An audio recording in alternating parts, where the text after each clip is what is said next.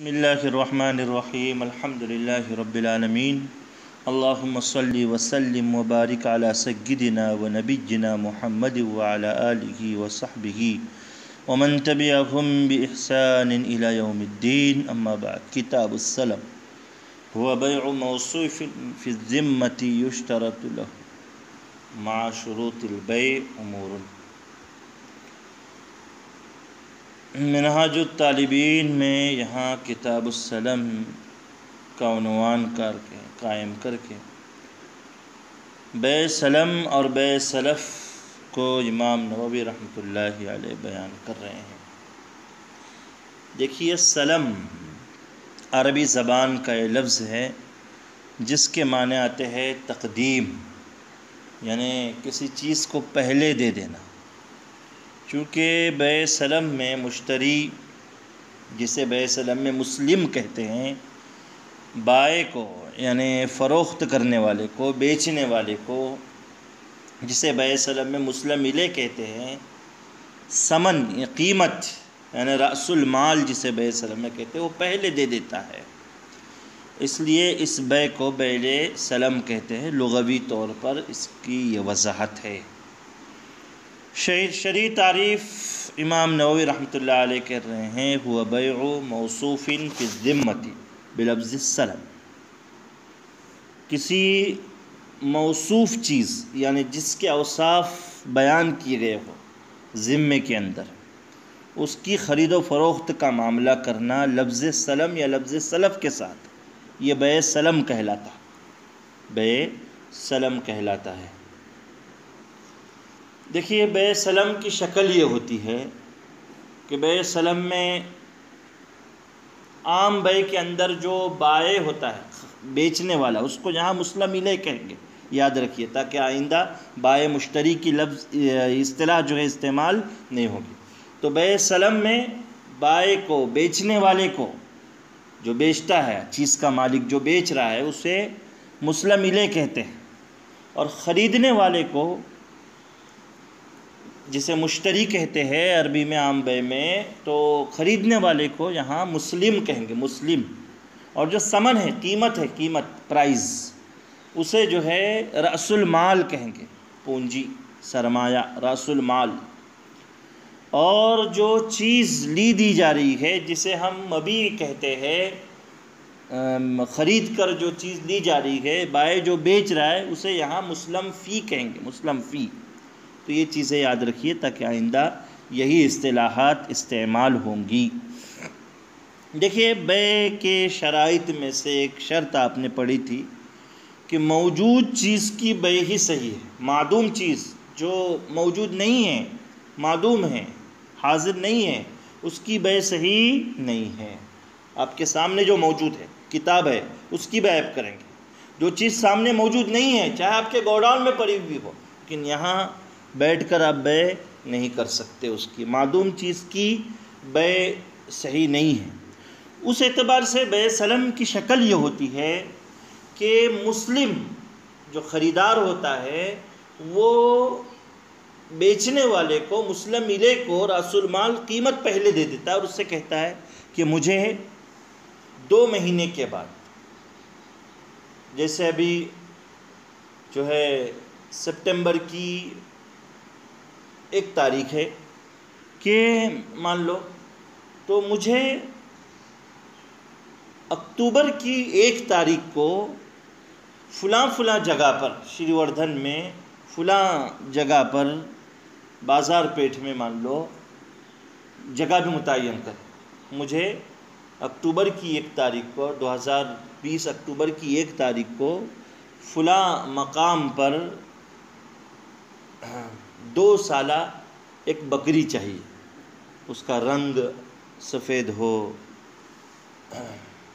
اور دوسری بھی اس کی ہائٹ وغیرہ جو بھی چیزیں بیان کرنی ہیں، اس کی جسامت وغیرہ، وہ ساری چیزیں جو ہے بیان کر دیں، مجھے چاہیے۔ اور یہ بائع کہتا ہے کہ ٹھیک ہے، آپ مجھے ابھی 10,000 روپے دے دو، مشتری اس کو دے دیتا ہے، تو یہ 10,000 روپے رأس المال ہے، وہ بکری مسلم فی ہے، بیچنے والے کو مسلم ملے، خریدنے والے کو مسلم کہیں گے۔ تو دیکھیں، یہاں پر بکری ابھی لی نہیں، اکتوبر کی 1 تاریخ کو ملنے والی، ابھی موجود بھی نہیں ہے، اس کے اعتبار سے دیکھا جائے تو یہ بے صحیح نہیں ہونے چاہیے، عقل کا تو یہ تقاضا ہے۔ لیکن شریعت مطہرہ نے لوگوں کی ضرورتوں اور بہت سی مصلحتوں کی بنیاد پر بے سلم کی اجازت دی ہے، اس لیے کہ مختلف پیشے والے خصوصاً کاشتکار اور باغبان اور کسان وغیرہ جو ہوتے ہیں، ان کو بعض مرتبہ اپنے پیشے کو چلانے اور اپنے پیداوار کو بڑھانے کے لیے مال کی ضرورت پیش آتی ہے، اور کوئی حلال قرض حسنہ دینے والا ان کو کبھی نہیں ملتا ہے، یا مل رہا ہے لیکن وہ کسی وجہ سے قرض لینا نہیں چاہتے ہیں، لہذا شریعت نے انہیں یہ رخصت اور سہولت دی ہے کہ پہلے ہی بطور قیمت کسی سے سرمایہ لے لے اور اپنی ضروریات میں صرف کرے، وہ پیداوار پیدا کرے اور مقررہ وقت پر سامنے والے کو وہ چیز فراہم کر دے، مقررہ وقت پر سامنے والے کو وہ چیز کیا کر دے، فراہم کر دے۔ مان لو بکری کا بیوپار کرنا چاہتا ہے تو اکتوبر کی 1 تاریخ کو فلاں جگہ پر وہ دے دے۔ اسی طرح تاجر لوگ جو ہوتے ہیں، ٹریڈرز جو ہوتے ہیں، کچھ اسباب خریدنا چاہتے ہیں، رقم موجود ہے لیکن فی الحال کوئی بیچنے والا انہیں ملتا نہیں ہے، تو ان کو بھی سہولت یہ شریعت نے دی ہے کہ مال ابھی خرچ کرے اور اسباب بعد میں وصول کرے۔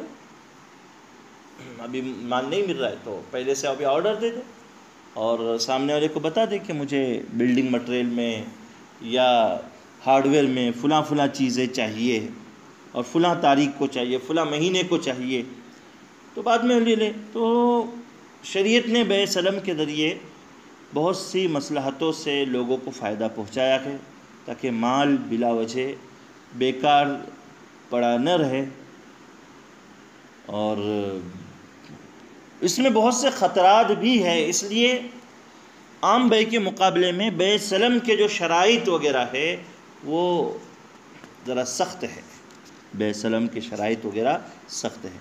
حدیث پاک میں بھی اس کی اجازت ملتی ہے، صحیح بخاری صحیح مسلم میں حضرت عبداللہ ابن عباس رضی اللہ تعالیٰ عنہما کی روایت ہے، ترجمہ اس کا کہ رسول اللہ صلی اللہ علیہ وسلم نے فرمایا کہ جو شخص بھی بے سلم کرے تو معلوم ناپ اور معلوم وزن میں اور معلوم مدت کے لیے کر۔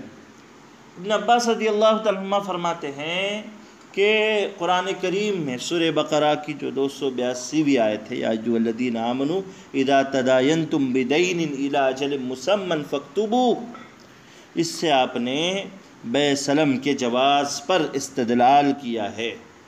عام طور پر یہ ہوتا ہے کہ قیمت ادھار ہوتی ہے، لیکن بے سلم میں اس کے برعکس جو ہے، اس کے برخلاف قیمت تو فوراً دی جا رہی ہے، راس المال تو مشتری ابھی حوالے کر رہا ہے، لیکن یہاں مسلم فی مبیع ادھار ہے، چیز ادھار ہے۔ تو بہرحال مطلق ادھار کا چونکہ معاملہ ہے، اس اعتبار سے اس آیت کریمہ سے بھی اس پر استدلال کیا جائے۔ بہرحال قرآن و سنت سے بے سلم کی اجازت بھی معلوم ہو رہی ہے، اور شریعت نے جس مصلحت اور حکمت کی بنیاد پر بے سلم کی اجازت دی ہے وہ چیز بھی اب ہمارے سامنے ہے۔ دیکھیے بے سلم کے 4 ارکان ہیں۔ عاقدین یعنی وہی مسلم اور مسلم الیہ، مسلم یعنی مشتری خریدار، اور مسلم الیہ یعنی بے سلم میں بیچنے والا۔ راس المال یعنی قیمت، ثمن، پرائز، اور مسلم فیہ یعنی وہی چیز جو بیچی جا رہی ہے، جس کی بے سلم ہو رہی ہے، جیسے ہماری مثال میں بکری مسلم فی ہے۔ تو یہ 4 ارکان ہیں بے سلم کی، 4 ارکان، اور صیغہ بھی، صیغہ اس میں۔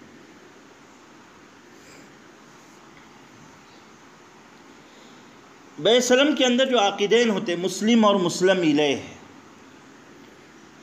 بائع اور یعنی بیچنے والا اور خریدار، ان میں عقل ہونا، ان کا بالغ ہونا، صاحب اختیار ہونا، جو عام بائع اور مشتری کی شرائط ہے وہ یہاں پر بھی لاگو ہوں۔ البتہ ایک چیز وہاں پر ایک مسئلے کے اندر آئی تھی، اس کو یہاں ذہن میں رکھیے کہ اعمیٰ یعنی نابینا عام بے نہیں کر سکتا، بینا ہونا ضروری ہے، لیکن بے سلم میں نابینا بھی بے سلم کر سکتا ہے، اس لیے کہ اوصاف اس میں بیان کرنے ہوتے ہیں، اور قبضے کے لیے وہ کسی کو بینا کو اور اچھے کو وکیل بنائے گا. قبضے کے لیے کسی کو کیا بنائے گا؟ وکیل بنائے گا. اس میں صیغہ بھی ہوتا ہے، آگے اس کا بیان آئے گا کہ مسلم یعنی خریدار یہ کہے گا کہ میں تم کو یہ 10,000 روپیے دے رہا ہوں،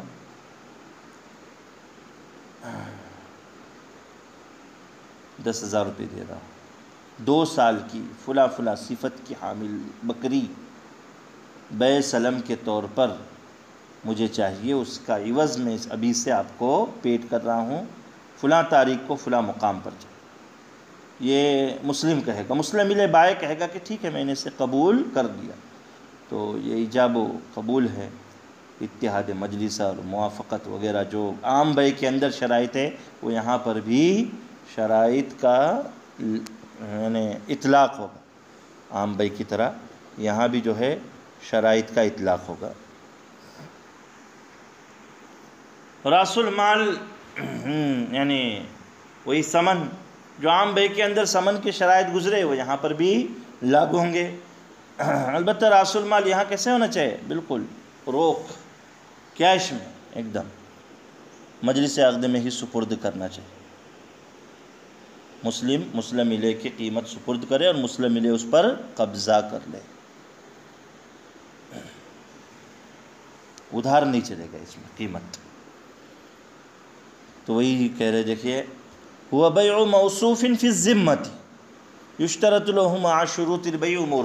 بیع کے عام جو بیع ہے اس کے شرائط کے ساتھ ساتھ مزید کچھ امور کا اس میں لحاظ رکھنا پڑتا. تقریباً 6 امور بیان کر رہے ہیں. احدھا ان میں سے ایک امر یہ ہے کہ تسلیم راس المال فی المجلس، خریدار مجلس عقد میں ہی مسلم علیہ کے حوالے راس المال کر دے اور مسلم علیہ اس پر قبضہ کر لے مجلس سے جدا ہونے سے پہلے. یہ لازم ہے. ورنہ بیع الدین بالدین لازم آئے گا، اور یہ تو ممنوع ہے حدیث میں کہ قیمت بھی ادھار اور مبی بھی ادھار، تو ممنوع ہے. فلو اطلق ثم عین وسلم فی المجلس جاز. قیمت مطلق رکھی، پھر قیمت لا کر سامنے رکھ دی مجلس میں ہی جدا ہونے سے پہلے، اور مسلم نے مسلم علیہ کے حوالے کر دی، سپرد کر دی، اسے پوزیشن دے دیا قیمت پر، ثمن پر، راس المال پر، جاز. تو یہ جائز ہے. تو یہ کیا ہے؟ جائز ہے. ولو احال به، اگر مسلم نے مسلم علیہ کو، مشتری نے بائع کو راس المال کا حوالہ دے دیا کہ میرے خالد پر 10,000 روپے ہے، وہ لے لینا، اور خالد صاحب مجلس میں آ گئے، وقبضہ المحال فی المجلس، مجلس میں ہی اس پر قبضہ بھی کر لیا مسلم علیہ نے، فلا، تب بھی جائز نہیں ہے. بیع سلم جائز نہیں ہے، اس لیے کہ مسلم کی طرف سے مسلم علیہ کو مجلس میں قبضہ دلانا ضروری ہے. تو بہتر صورت کیا ہوگی اس میں کہ مسلم خالد بھائی سے 10,000 روپے اپنے لے لے، اور پھر مسلم علیہ نے بائع کو اپنے ہی دے دے. واودع المسلم جاز. تو یہ شکل جواز کی ہوگی. یہ شکل کیسی ہوگی؟ جواز کی ہوگی. جی. دوسری چیز یہ ہے کہ وَيَجُوزُ كَوْنُهُ مَنْفَعَةً، کہ بیع سلم جس چیز کی ہو رہی ہے وہ قابل وَيَجُوزُ كَوْنُهُ مَنْفَعَةً، راس المال منفعت بھی ہو سکتا ہے.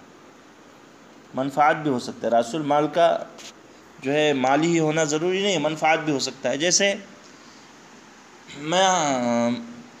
مجھے آپ سے ایک بکری چاہیے اور اس کے عوض میں میرا فلیٹ فلاں جگہ پر ہے، آپ 1 مہینے کے لیے وہاں پر رہ سکتے ہیں، اس کرائے کے بدلے میں آپ سے وہ بکری خریدنا چاہتا ہوں. تو منفعت ہے یہ فلیٹ میں رہنا، کوئی قیمت یہاں سامنے نہیں ہے، تب بھی بیع سلم جائز ہے.